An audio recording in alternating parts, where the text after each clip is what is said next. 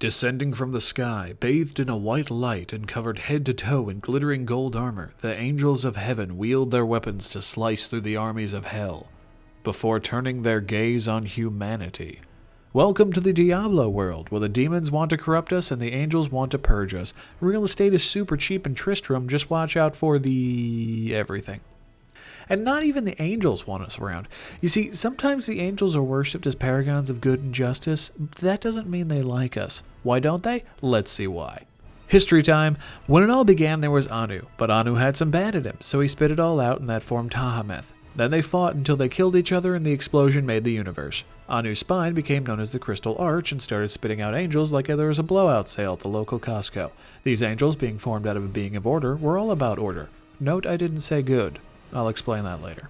Anu's major aspects formed into the angels that would make up the Anguirus Council. These are pure aspects of creation known as valor, justice, hope, fate, and wisdom.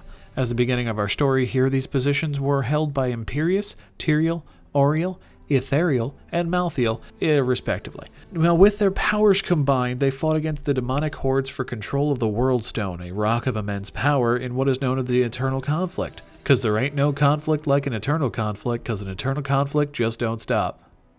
I'll see myself out. But seriously, though, these angels were birthed from the Crystal Arch donned in armor. They are immortal through aging, but can be killed, and if they are killed, the Ark spits out another angel to replace it with similar aspects and powers, but it's not the same person. There was one exception to this, and that was Tyrael, but he's a special snowflake. They're made of light, and are largely faceless, though they can disguise themselves as humans, though they don't do that often because they hate us.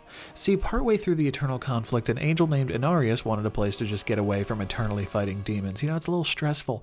As it turns out, so did a demon named Lilith. So they stole the World Stone while no one is looking, made a world named Sanctuary, and started popping out kids. These kids became the Nephilim and the human race, with the capacity to choose between good and evil. When the angels looked up and noticed this whole fiasco going on, they freaked out. Both heaven and hell immediately tried to convert the forces of Sanctuary to their side, but the whole thing ended up in a bloodbath as both sides ended up doing a full invasion anyway. A Nephilim named Uldysian entered the conflict by defeating both sides, in the process sacrificing himself. It was this act that saved Sanctuary. The angels retreated, and though their forces were easily replaced with the Crystal Arch, they now had a new view of humanity, that they could rise to be stronger than either angels or demons. The Anguirus Council called a vote. Imperius voted to purge Sanctuary. Auriel voted to save Sanctuary, as did Ithariel. Malthael abstained, and in an unexpected turn of events, Tyrael voted to save Sanctuary as well, as he was touched by Uldysian's sacrifice. And so a pact was made with the demons that they would both not interfere in Sanctuary and humanity and let them choose their own path. This didn't mean everyone was all buddy-buddy, though.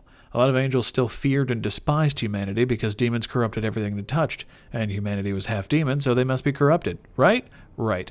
Imperius was the most vocal about this opinion on the council. However, as they are beings of order, they kept their word to not interfere. Let me bring in that earlier point now. Angels are beings of order. They see themselves as good, and for all intents and purposes compared to the demons, they are good. They cooperate amongst each other, they decide by vote and debate rather than violence, and their realm is one of light and song. But they're not good. They still revel in the war against the demons just as much as the demons do, seeing their cause as righteous. And to an angel, angels are good. To anyone who isn't an angel, angels are scary. And far more angels have fallen to corruption than demons have been redeemed. Now, there are two angels that have shaped quite a bit of Sanctuary's history, though, other than his founding father. Tyrael, aspect of justice, came to Sanctuary when he discovered the prime evils, Diablo, Baal, and Mephisto, had been banished to Sanctuary and began to corrupt humanity. He assisted adventurers in stopping all three, though in the process the World Stone was destroyed and it had been corrupted by Baal. Tyrael's return to heaven after this event was not kind. Imperius accused him of breaking their oath to not interfere with Sanctuary. Tyrael argued that rules need to be bent in order to do the right thing, but Imperius was having none of it. The result of this conflict was Tyrael shedding his wings and his immortality, leaving his status as an angel behind to join and help humanity. His return came just in time to assist the Nephilim. Diablo had returned and absorbed all the evils within himself to become the prime evil, launching an assault on the Crystal Arch itself. Though the Nephilim was the one who defended and saved the high heavens, this would not sway the opinions of angels like Imperius, who saw that humanity was the one responsible for bringing Diablo back to begin with.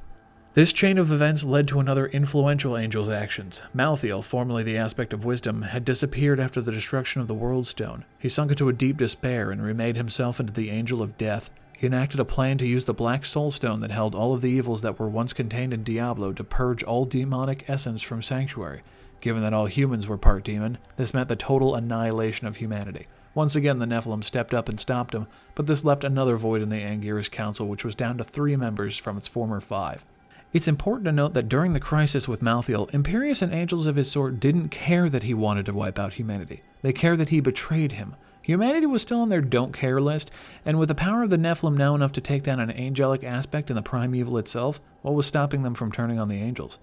And that's the situation that the end of Diablo 3 leaves us in. Humanity terrifies the angels so much that they're considering purging them, yet at the same time they have the power to defeat both angel and demon and end the eternal conflict for good. This is why the angels aren't good. They aren't interested in teaming up with humanity to make everywhere a better place. They're only interested in their own order and stability, sometimes willing to go to drastic ends to preserve it. So the next time you see an angel in Diablo that isn't Tyrael, think to yourself, do they really want to help me kill demons, or do they consider me no better than the demons? The answer may surprise you.